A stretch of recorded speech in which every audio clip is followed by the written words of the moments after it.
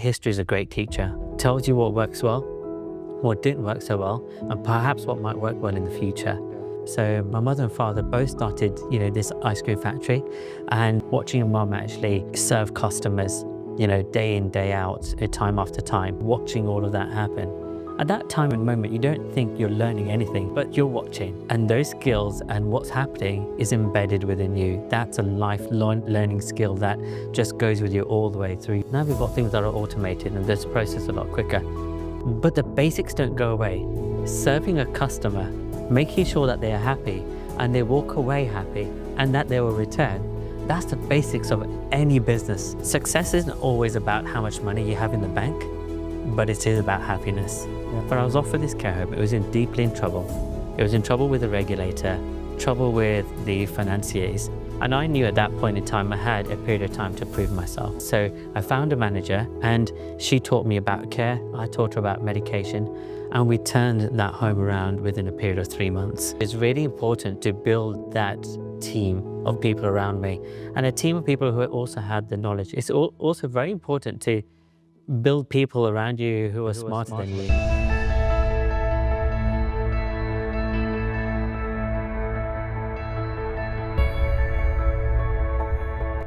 Hello, welcome to the podcast. Today we are talking to Nik Somani, who is the founder of Cara Healthcare. They are a growing care provider working across the UK. And in this podcast, we talk about his journey, how he's grown Cara into the business it is today, and how he's built a world-class team in social care. Yeah. So mum and dad are from Africa. Yeah. And they came, they got expelled from Africa at a time when there was a lot of turbulence and disruption in Africa. So they were told to leave, basically. Wow. And my dad, he came from quite an affluent background. His dad owned a shop out there. Okay. So, It's always been in the family. Yeah, so he obviously was making money, and he obviously had some wealth around that as a result of having that shop out there. So my dad always said he lived a comfortable lifestyle. Yeah. They weren't super rich, Yeah. but they lived a comfortable lifestyle out there. Is that from when he was a child as well then? So your granddad kind of had those businesses up? Correct, absolutely. So he had a wealth of businesses, a wealth of properties. And then overnight, the leadership changed in Africa, and they were told to leave within 24 hours. Oh. And I think that was, I struggle to understand actually what difficulty they would have had to endure at that particular moment in time.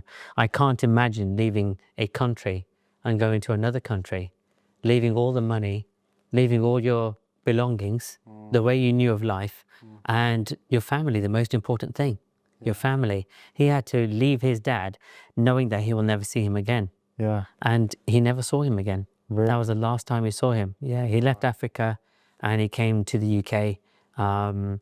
And he had to build a life here without anything, no belongings, no nothing, and no family support, Right. But I think he was always grateful for the UK government because the UK government gave them a place they could call home after Africa. So he always says to me, look, I'm super grateful for being able to call this place a home because not many countries were willing to accept, them into their country at that time. So that story inspires me. Yeah. I like listening to their story. Yeah. Actually, my chief operating officer, my quality team, we were after an awards night on Friday. And, I mentioned to you, won the 3 awards out there. And they all ended up at my house at the end of the night. And my mum and dad were sitting there. And my dad was actually telling that story to them. And you could just see them all listening with intent because it comes across with such compassion and kindness. He tells a story, as you're living it at that moment in time. So that story sort of inspires me, but it also inspires my journey at the moment and it's built who I am today as well. Yeah. When they came to the UK, I love the story of the ice cream. Can you tell that story? Because that is amazing. Yes, that's our story. That was a great, we had a great time whilst Dad had the ice cream factory. He obviously came to the country with no money. So he had to work through a number of different types of roles to get there. And one of them was, he said he was working in a coal factory. Yeah. And he had to handle coal, but the people used to have holes inside. And in this day and age, you'd complain about health and safety, wouldn't you? And say, this is not right. But in his day and age you couldn't complain about that because you'd be out of a job. So basically, he had to endure that in order to continue just paying his rent. There wasn't enough money to pay for heating or even have a full meal in that day. But he obviously persevered, and his resilience, his endurance, his wanting to do more than just what he was doing was key. So he studied at night time. He would work all day handling that coal, and then he would go study without having to eat anything at night time. And then he eventually found this opportunity to have a factory where he could make and sell ice cream. And he started doing that with my mum. So my mother and father both started, this ice cream factory, and they were making it and they were selling it all across, Leicestershire. And that was fantastic because from a very young age, in those days, they used to take us to work straight after school. Mum would take us to the ice cream factory. Did it feel like work? Well, no, it was like you're a kid in an ice cream factory. It's heaven, right? The expression started with you. Absolutely, it was the perfect place to be after school. My kids would love it if I took them to the ice cream factory every day after school. But it was difficult because childcare was difficult. So they used to take us to the ice cream factory. And quite often they would make us do things, but it never felt like work. They made us enjoy it. So whether we're moving boxes or getting behind the counter, serving people on the till. And the tills weren't electronic, so you tap in numbers to take people's, money for the ice cream they were buying. So it was a very enjoyable time, and we'd move things around for them. And at times when they weren't looking, we'd steal the ice cream and eat it. You'd always have these boxes of flakes in there. And we would always, as kids, go and grab the flake right from the bottom of the box. We would eat 10 and they would never know. So we'd eat, and it was great. It was great fun doing that. And we enjoyed it. But the work ethic, I think, was instilled right from that time.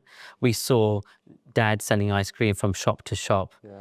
We saw Mum working in the ice cream factory, selling ice cream to the customers who came in, and the service she had to give, whilst also looking after 3 children who weren't always on their best behavior. Yeah, they're trying to sell you, trying to eat the flake. Yeah, absolutely. Yeah. Wow. So it was nice. And I think that family feel, and customers related to that, because it was, Absolutely. today and we see that now when we're doing Teams meeting where families turn up. My son turns up all the time on my Teams meetings where he's saying hello.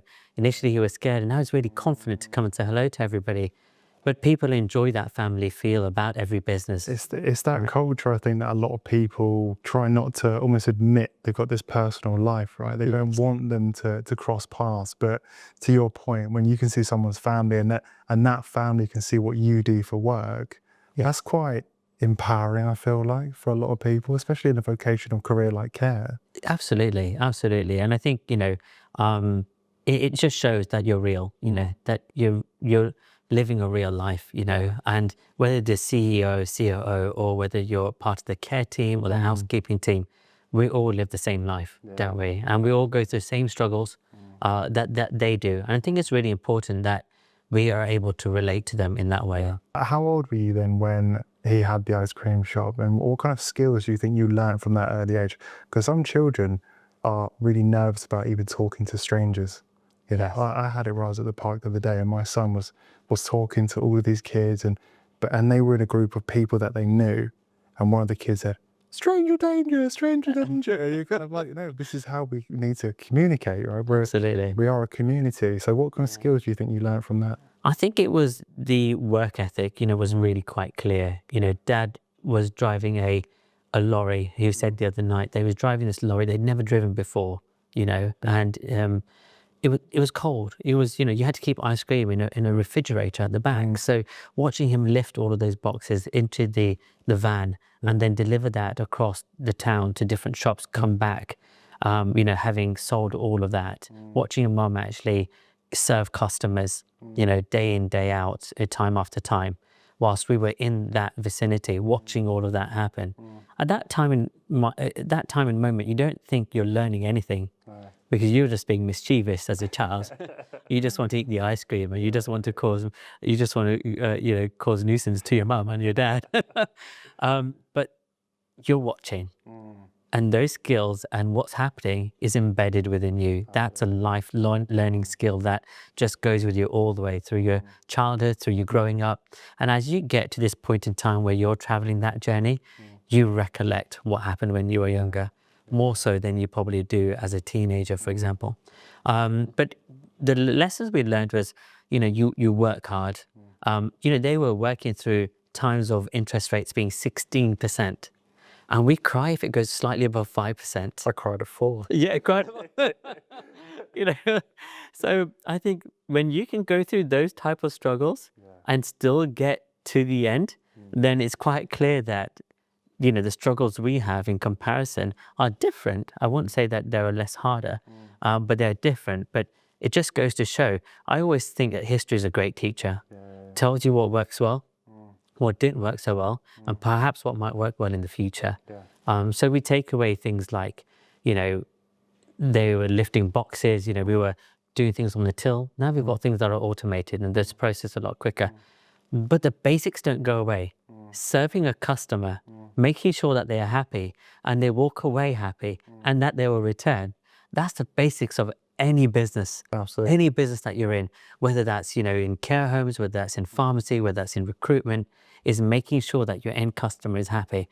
And how you manage to do that, juggling children, juggling other work, pressures, it's all the same thing. It's just different pressures. So she had to handle 3 children while serving customers.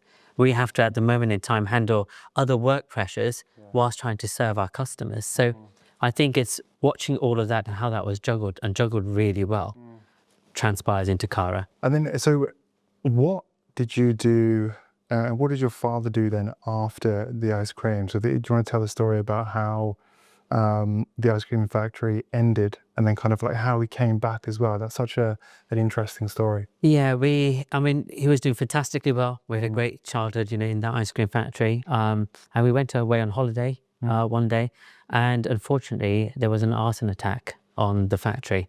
And we'd come back from holiday and the entire ice cream factory had burnt down. Wow. And 10 years of work just vanished.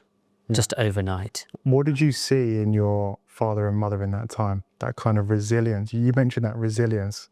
How did they act? Yes. Obviously they were distraught right from the onset, watching 10 years of hard work. When you come from a country and you've left your family and everything behind, and to then have that all happen again, that everything is lost for what you've worked for, is heartbreaking. I remember standing outside the ice cream factory and just watching it and seeing it all completely burnt. He never let us know that this is the end. There's always hope. He always said to us, if you fall, rise again. And one of the key things he taught us from that process was, success isn't always about how much money you have in the bank, but it is about happiness. It is about having the loved ones around you and creating those happy memories. And that's what developed as a result of that ice cream factory burning. I always think, what were the positives? The positives were that we really managed to make sure the family stayed together. He showed us what love truly was. He showed us how to keep all of that together. And actually money is irrelevant in any business. It's actually happiness, whether that's happiness in your workforce, happiness in your family life, happiness with the loved ones around you. He really showed us that. And he showed us how to rise again. So he didn't give up, and he went again and tried in business again. And he did just that very successfully into the post office environment. So you kind of see your family go from, struggle to massive successes, and then they kind of go back to square one again. You then see them become successful again. That had instilled in you those lessons of resilience, those lessons of, when things get hard, we just continue. Absolutely. And we do that with a smile. And what's interesting is that sometimes when people feel pressure and they're faced with adversity, their characteristics change as well. They're not as happy. They kind of take it out on other people. But at the foundation, you're saying there was love. Absolutely. And that's like so different and such an amazing environment. What did you then take from that as you kind of developed into your own man? Yes, and to see that turbulence, of growth and then going back down to square one again. I think, again, my mother and father always used to say, stay humble, always be grateful for what you have, and making sure that you value, what the people that are around you. And it is about the people, because he had some phenomenal people that worked in his ice cream factory. And one of the things I saw from him was that he cared about the people and making sure they had a ways or means of paying and looking after their families prior to him looking after his own. And it is those same people that came back to work for him because of his kindness, his compassion, and the care that he had for them. And that continued irrespective of his particular position. So I think it's really important to look after your people in the way. And those kind of the lessons that we learnt, from that journey of his. And actually, it's important to look after the people that are in your organization. And it doesn't matter what level they are at, everybody must be looked after with that same compassion. Amazing. How did Cara Healthcare start? How did you get into the care sector? That's an interesting, ice cream to then. How did you do that? Very much by mistake, I think, I grew up, obviously dad put me through education, mum and dad both put me through education, and I qualified as a pharmacist. And I ran through many different types of businesses, within pharmacy, accountancy, etc. But I always wanted to do something different and a little bit more. I was ambitious. I wanted to try and achieve more. And different sectors enticed me. So I was a pharmacist, but I had a business in accountancy, in recruitment, and did all of those quite successfully. Yeah. And by chance, someone offered me, a care home. And as you know, growing up financially, we don't always have the financial means growing up, and still becoming a pharmacist, we still didn't really have the financial means to buy a care home, as we all know how costly it is to buy a care home. But I was offered this care home. It was deeply in trouble. It was in trouble with the regulator, trouble with the financiers, and they weren't running it well. And it was a beautiful building. So, it was a purpose-built ground floor care home, and I just couldn't understand why it was in trouble. So I said to, the owners at that time, I said, look, I can't really afford to buy this, but I've got a way that we can help you and you can help us get into the care industry. And I said, look, I'll buy your shares for £1. For the whole business? For the whole business. And he looked at me and he thought, Deal. You're joking, right? And no, he then went away and discussed it with his brother. And to my amusement, he come back and told me, because I'll do the deal. Really? And I was like, wow, this is great, And we did the deal for £1. We took the care home over. Look, it was in a lot of debt, it was in trouble. I'd never run a business that was in that level of trouble. I'd never known what special measures was with a bank. When I didn't have debt with a bank to know what special measures might be. I walked in day one, and day two, 5 people came knocking on my door, and it was the bank. They said, who are you? I said, hey, I'm the new owner. I said, no, you're not. Got this for £1. Absolutely, on your bike. I think they were in a bit of turmoil because they thought, there's a gentleman that's walked into this business, has no idea about care, and he's going to be running this care home. And I knew at that point in time, I had a period of time to prove myself. And I had 3 months. So I found a manager, and she needed assistance with medication because she fall into trouble with medication. And I needed assistance to understand what care really was about. And she taught me about care. I taught her about medication. And we turned that home around within a period of 3 months. When you look at that opportunity, you get to start your own care home, a lot of people wouldn't have seen it as an opportunity. They would have thought, this is full of risk. I'm scared. I'm fearful of what could happen, what might happen.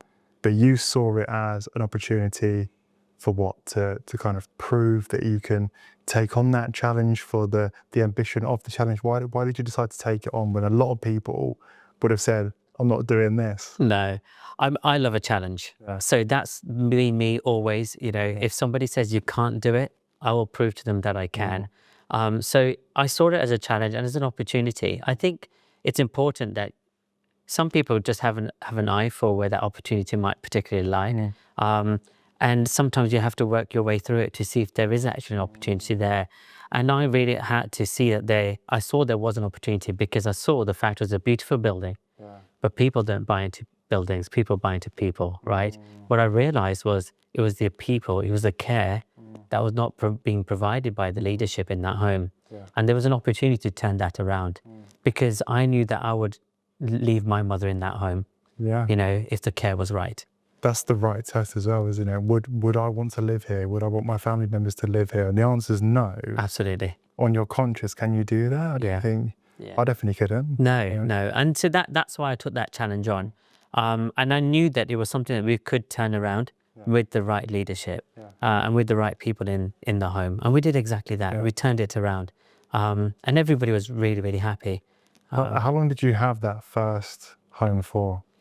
A good 5 or 6 years. Before you then got the second home? Second one, yeah. So I was a manager. So I stayed as a registered manager in that home. I learned every aspect of running a care home. I always think that the best way to learn is when a home is in trouble.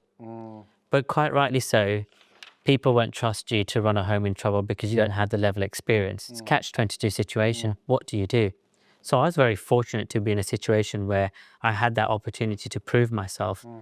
But when you take a care home out of trouble, you learn absolutely everything you need to. Quite often when a manager's run a good home and has got a good rating, they don't know how to deal with it when it falls into trouble. And that's the real challenge. What was the biggest lesson you learned as a manager? I learned that basically making sure that we have to empower our people. That was a key thing because you can't do it alone. You're looking after all those residents 24 hours a day, 7 days a week. You have to trust your people. You have to empower them. You have to show them the vision and they have to believe in your vision. So selling that vision was really key right from the onset, that this can actually really happen. And once people are onboarded onto that, you just see that success growing. What made you go for the second home? Because you're the registered manager, you've got this fantastic service that you've turned around and you're heading that. Why did you decide you wanted to do more? Well, I didn't learn from my first time round, so I thought I'd go for a second challenge. So let's do it again. Well, did you buy it for £1 again? No, we did very similar number of times, and do that model again. We've bought troubled homes, so actually whether it was trouble through regulatory or financially. So we thought we'd do round 2, and we've done it time and again for other providers. So we thought, why can't we do it for building Cara at that time? And there wasn't really a vision at that particular moment in time to build Cara to where it is now or where it's going to in the future. It was just our second home, and we were adding our second home, and we're going through that same challenge that we did in the first. But we learned all the mistakes the first time, so we made sure that didn't happen the second time round. So that really helped, And then you brought on another 6. Is that correct? 7 7 in one go. Brought on 7. Yes. So from 2, you've now added another 7. That's a ginormous leap in one go. What gave you the confidence? So we had the 2, and then we added a third, and then we added 7 in altogether. 6 which were out of administration, and 1 which was not. But it was troubled home. So operationally or financially, all 7 were in we're not operating well. I believed in our model. We created a model that time and again has provided good ratings, good outcomes, has financially turned around care homes. So it was important for us that we could replicate that model. And if we could replicate it once, twice, 3 times, we knew that model was working.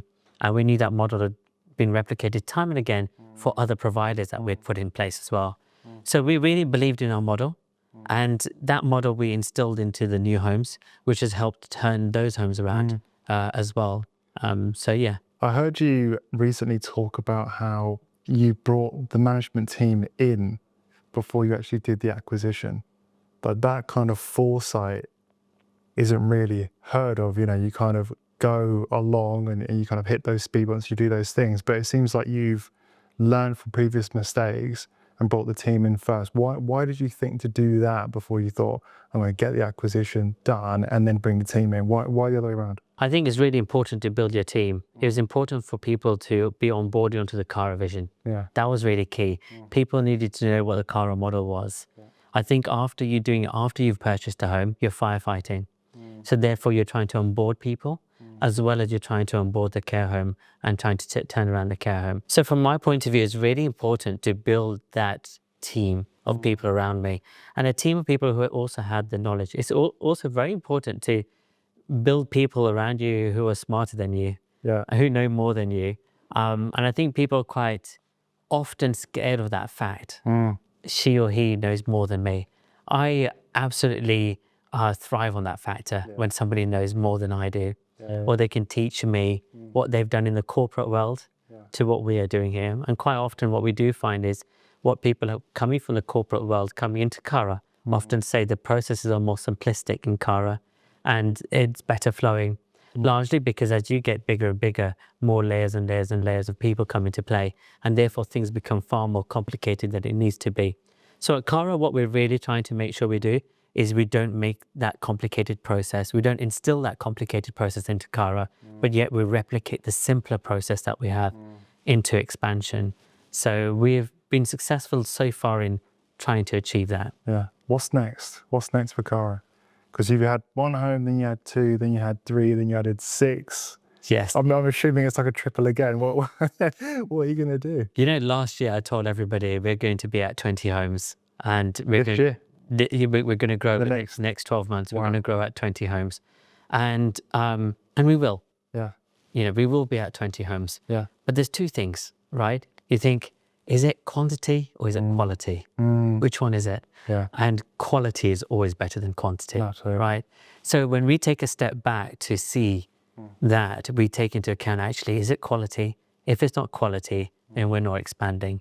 And I think growth is not a destination, it's a journey. It's a journey that the Cara team are traveling in. It's a journey that our residents are traveling in. It's a journey that our families are traveling with us as well. So I think it's really important that growth isn't always about the number of homes, but it's also the growth of my team. It's the growth of myself and my team. So that's why we set up Cara Training Academy. And to date, we've already done 15 training academies already. Time and again, we take managers, housekeepers, maintenance, all out of the homes. We'll take them to hotels and we'll train them outside of the care home environment to really empower them. We want them to grow. So we're really investing in their growth at the moment in time. So I think growth comes in so many different aspects at the moment in time. You can never build a house without its foundation, right? So building the foundation of our people is really key at the moment in time. We will grow to 20, of course we will. But it's important to grow them first and grow with them first in order for us to grow further to that 20 homes. Wow. And what does the training academy kind of consist of? How are you doing that to build that culture? I think the training academy consists of a lot of things. People often think, mandatory training, how do we train them on? What's the minimum sometimes, right? What's the minimum but that's obviously not what you're doing, right? No, I think training is very, very different. They will do the training, they need to do the training within the homes. I think this is about inspiring people. People want to travel that journey with Cara. And how do we get them to onboard that vision? And how do they actually achieve outcomes? People quite often, when we do a training academy, I always have 2 screens on either side. And consistency is key, right? Doing something consistently, achieves that growth. So on one screen, it says, work smarter, not harder. And on the other screen, it says, those who keep learning will keep rising. Yeah. And now my team will tell you, every single one of my team will tell you, work smarter, not harder, in every aspect of life, right? So somebody can tell you that I work 7 days this week, but the outcomes has been very little. Whereas the other person's worked smarter, have worked only for 1 hour, but achieved 100% outcome. So that's what we're trying to instill. How can our process be very simplified in order to make sure that we achieve the maximum outcome? You don't need to work really, really hard to achieve an A star or an A grade. And it's about empowering them to do that. So quite often we say to our managers, leaders are those who recognize those who are able to lead within your team. Recognize that talent within your team. So we train them in how to recognize that talent. We train them in fulfilling their passion, fulfilling their growth. Quite often we ask them, what does your growth journey look like? And they present that to the team. So it's important. And then we bring in people like speakers to train them on how to change their mindset. Quite often people say, managers will say, I can't leave this home. It's too busy, got too much to do. What we do is we take them out of the home and we say, did your home fall apart? It didn't, did it? So, and it's quite often leaders will, CEOs will think like this. Working in your business, so rather than working in your business, it's important to work on the business. And quite often that's what managers also need to do, not work in the business, but work on the business. And sometimes that means them coming out of the home to actually recognize the talent that they have there. That's got to be quite scary for the manager, doesn't it? To leave the home thinking that everything rests on your shoulders, but then you come out and your beliefs are almost like shattered because your team are able to meet the demands of the home because they've set it up correctly. And it gives them great level of strength and resilience, and it gives them great ability to grow. Yeah. That's what they take away from that, because they walk away thinking, nothing fell apart. I have a fabulous team. And that allows them to grow their teams further. So I think that's really important. They take away from those training sessions something very different, a very different way of learning. So it's not your standard learning that we tend to do. It's a very different way of working. Yeah, a lot in regards to like beliefs. So you've got beliefs, you've got skills, you've got traits, and you're working on those beliefs. If your beliefs become your limit, then it doesn't matter how many skills you acquire, right? You're kind of stuck based on that belief. So that's really interesting. What tips would you give to someone who's looking at buying a distressed asset, something that is falling apart, and they have residents who need better care? You've turned around now multiple of those services. What advice would you give to other people? Yeah, very good question. I think it's important to value your people. That's the key thing. We have a triangle, Cara triangle, and people always say put residents right at the top. We don't put residents at the top, and I explain why. We put our people right at the top of the triangle. Okay. And then on either side of the other parts of the triangle is our families, our suppliers, our external stakeholders, and on the other side it's Cara. But right in the center of that triangle is our residents. So the focus of us, for everybody, is the residents, of course it is. But at top of the triangle sits your people. So looking after your people is absolutely key in that. And making sure that, you really care about them, you listen to them, and you enhance their growth, right? And enable their growth. That's really key. And once you allow that to happen, those failing homes will automatically start to do well. You see, you can have a fabulous building, right? But that does not mean that you're going to survive. If there's no culture, or that culture is broken, it doesn't matter if you have a state-of-the-art building. It's not going to survive. Yeah. And so it's really important to build that culture within your team. And that's what we are doing at Cara. That's what difference that we're making, is building that culture and developing the growth in terms of the team, as opposed to being a number of care homes that's being added. People will always look from the outside, so he added 10 care homes or they added another 20. For us, it's about the growth of our team. And that's why we see people coming across to us to come and work for Cara. We want to be known in 5 years' time as the most people-focused care company in the UK. That's what we want to be known in 5 years' time.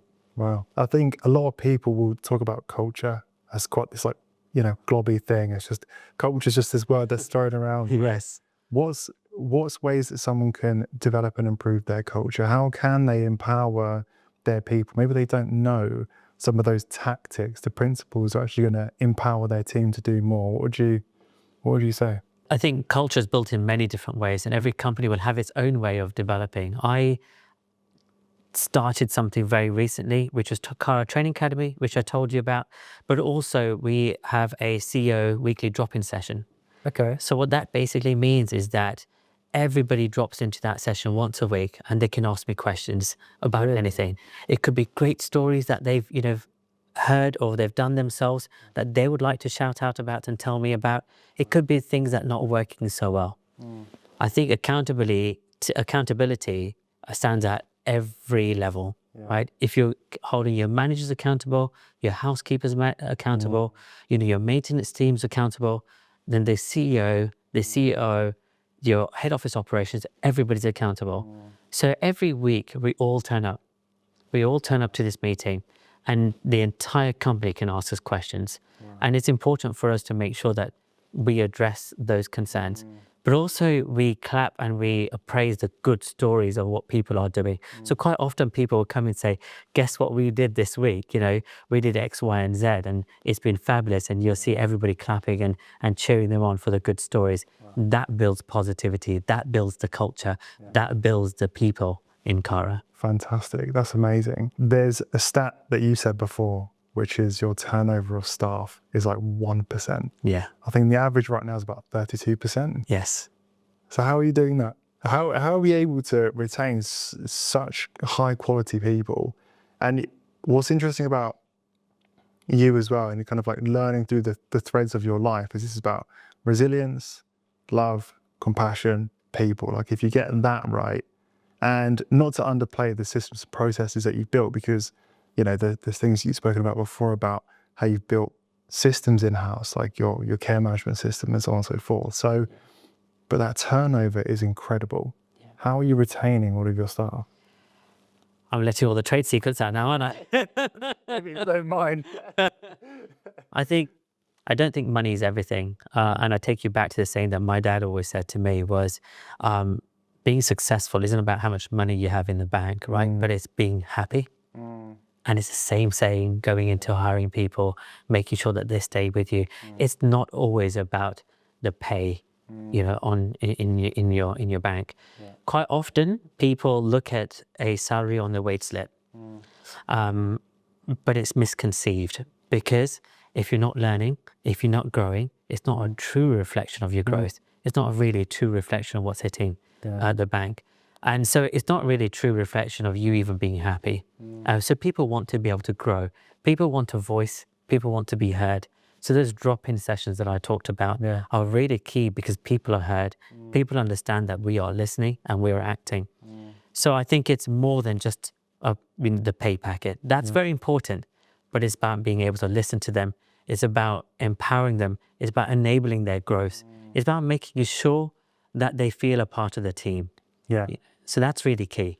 Do you enjoy going into work every day? If the answer is no and you're paid what is a lot of money, you might think, this isn't worth it. And I know so many people like that. They get into a career they don't actually like, and they kind of think, I don't want to do this for the rest of my life. So you would sacrifice on paper some monetary value, but you gain freedom from it. You gain value. Yeah. And that's just such a different way of thinking about it. Absolutely. I think people value that at Cara. I know my competitors will pay more than me, but I train better than them. I know I value my people. We empower them with the knowledge, and knowledge is power. Yeah. Knowledge is real power. Absolutely. And we are empowering them with that knowledge.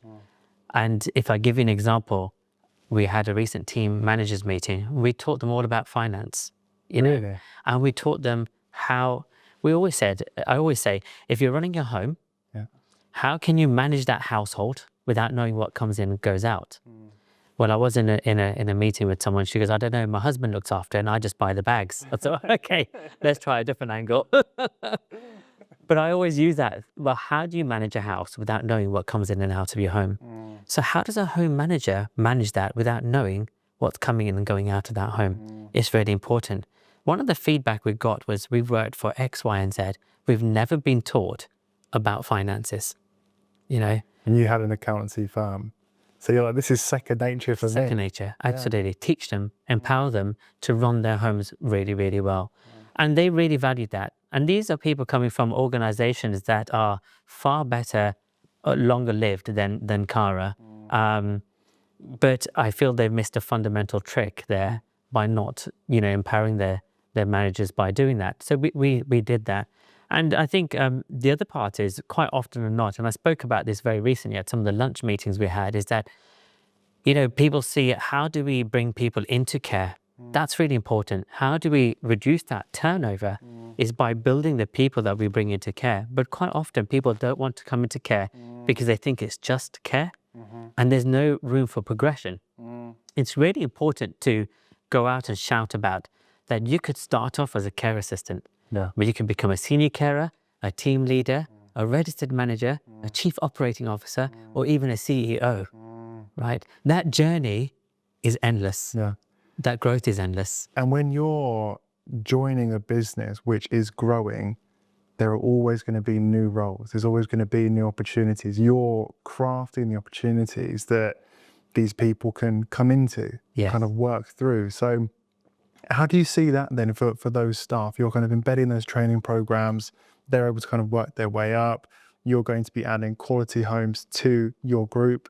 And then those individuals, I'm assuming, will be able to go into those additional services with maybe different roles, et cetera, et cetera. Is that the case? Growing those teams and their knowledge. I said knowledge is power, as I said before. That's really important. That's allowing them to grow and it's allowing them to deliver more for Cara. So that's really important. We're both growing together. So it's important that they take on that knowledge, and they want to. They're thriving for it. They're really thirsty to take on that information. So it's important we continue with the Cara Training Academy, and that enables us to grow. On this journey that you're going through, there has been a couple obstacles from the government. The first one being the NI changes, the employer contributions.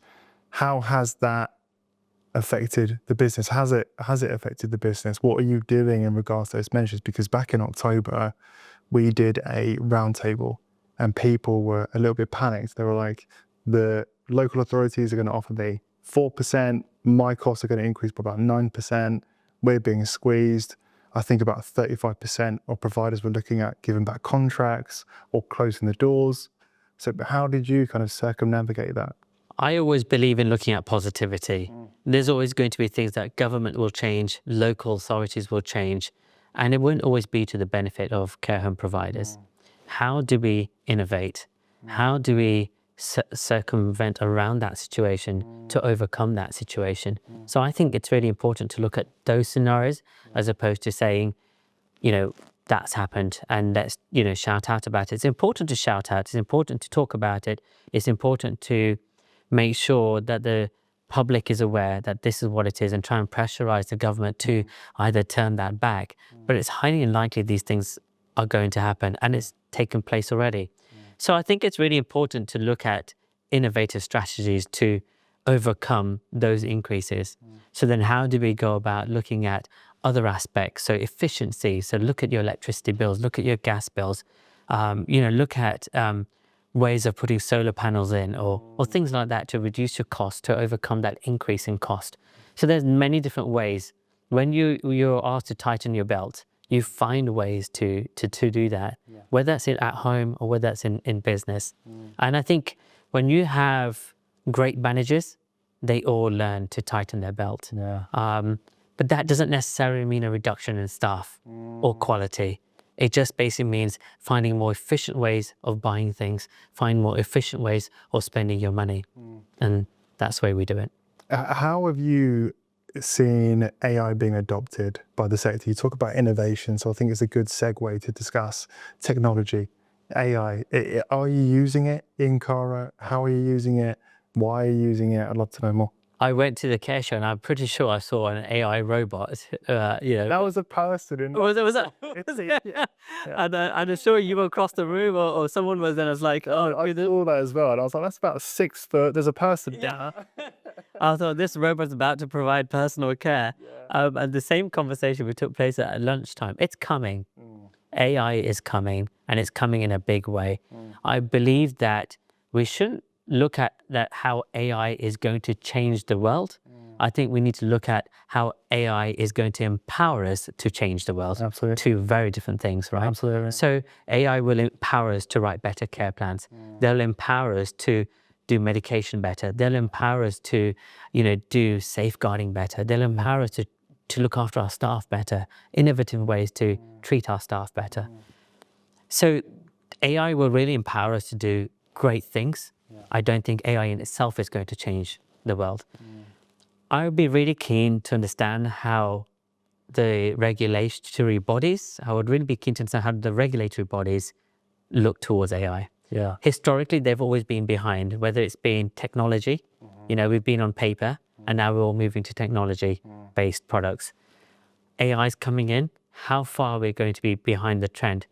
Does the authority come and say, well, you're using AI, so it's not person-centered?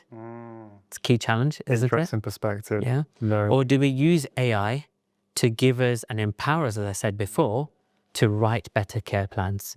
So it is person-centered. And I think it's the latter. AI empowers us to write better care plans to make it more person-centered. So it'd be really interesting to see how the regulatory authorities look at this in the coming years ahead. I don't think, when we're writing social media posts, for example, people go into ChatGPT and they will come out with a post and they'll just post it on social media. And it's a great story, but it's not a real story. And you can tell, right? And you can tell. And that real story doesn't resonate with real people. Yeah. That's a key thing. Quite often people say, oh, did you write that story on LinkedIn? Did you create that story on ChatGPT? I often say ChatGPT and other AI will help your grammatical errors, spelling mistakes, commas, semicolons, but it can't write you a real life story. People connect with people, not with posts. Yeah. Right? Your dad's story, for example, AI can't replicate that. That's a human who's gone through adversity. And that is a lot of inspiration that someone could take from that story and implement it into their life. Yeah, people resonate with those stories because at some point in time, they would have had a similar story or some connection at some part of that story that I put up. So quite often I put up stories that I believe are personal to me, but also resonate within Cara and resonate with the people of Cara as well. So people in training academies, people at the camps will quite often tell you that I talk about these stories because, as I said to you before, history is a great teacher. It teaches you what things worked, what things didn't, and what could possibly work for the future. And people connect with people. That's what I always say. You can have a great building, but if they're not real people inside, you haven't really got a home. Yeah, absolutely. Another change that came out last week, international recruitment, has that affected your business? Was that a part of your strategy? What does that do for Cara? I think that's too early to say at the moment. It's only just come in, and I do believe it will have a profound impact on the industry, especially those who rely on overseas recruitment quite heavily. Yeah. I, again, always look at the positivity of all of this, and we do need to shout out about it again, as I said, but we need to look at the positivity. It's going to come in place. So how do we overcome this particular situation? The way I see the market is there's a lot of people who've been displaced, promised jobs, who have come into the UK, who don't have jobs currently. I met one only yesterday. How can we provide them with jobs that are already in the UK? How can we turn to the local market? Right? The people how can we entice them to come into care? And I talked to you about that, about selling that vision of that journey, of not just being within a care team or a housekeeping team, but there's that journey of growth. You could become a nursing assistant, you could become a nurse, you could become the next CEO, of Cara Healthcare. Selling that vision to the people within the UK to entice them to come and join care is what we should all be doing. And I believe is what every company should be collectively doing to promote care in the UK. Yeah, I couldn't agree more. You're talking 70,000 British nationals left care over the last 2 years. Yeah. And if care is supposed to only increase, we need about 450,000 more people in care in the next 10 years. Absolutely. With a churn of staff, we're at a bigger deficit than what started, right? Absolutely. Yeah. So I think that's as true as it ever has been in terms of needing to bring people into the sector and how you do that. It can't be seen as kind of there's a stigma around care jobs. If you're not vocational around it, there's a massive stigma. And for you to be able to change that by showing that there is progression, I think it's going to be massive. Absolutely. I think a stories like what you're doing is absolutely key, right? I think it's key to selling that story, getting that story out there to people so people can actually understand there's more to care. Care is about marketing, and we don't call it marketing, we call it storytelling, Yeah. right? But there's marketing, there's HR, there's accountancy, all relates to care though. You know, if somebody really does care, there's all these different angles that you can actually come into care. And then there's care within the home itself. But again, so many avenues. It's not just about being within the care team, you know, the housekeeping. It's all the way you could travel in so many directions in care. Yeah, it's amazing. I've had the luxury of speaking to some of your team. And so I asked him, I said, look, I'm going to talk to Nik. What question is like, you know, top of mind that you would really love to ask Nik? And they all compliment you massively on your ability to be all over the business and the people and understanding the intricacies within Cara, you know, taking a really fine detail to what's happening within the business as well as what's happening on the business. Yeah. So the question was, what drives you? What motivates you? Why are you this way? I guess is the question. I think it's two things, people and progress. I think it's the people and watching their journey and their growth alongside Cara's growth really drives me. I love a vision coming to life. That means building the teams, you know, growing the teams, watching their growth. Every time we do that training academy, you see the information they take away. It's like all these numbers and all these words around in their brain ticking away. And normally you'd expect people at 5 o'clock to be like, I've finished training, I'm so glad to go home. They just stay. They stay for another hour.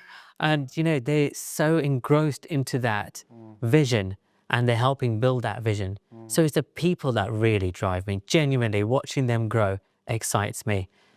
And I can't wait to see where we'll be from here to next year. Because if it's just about their growth, that super excites me. Amazing. Their journey super excites me. They're growing with Cara, that super excites me.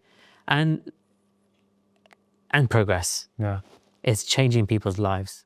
People don't enter care because, people don't enter care unless they care, right? So it's about changing somebody's life. Actually, what difference are we making in people's lives? And that's not just the residents' life. Remember that triangle. It's also our staff lives as well. What change are we making? What positive progress are we making in that staff's life, in the residents' life, and also families?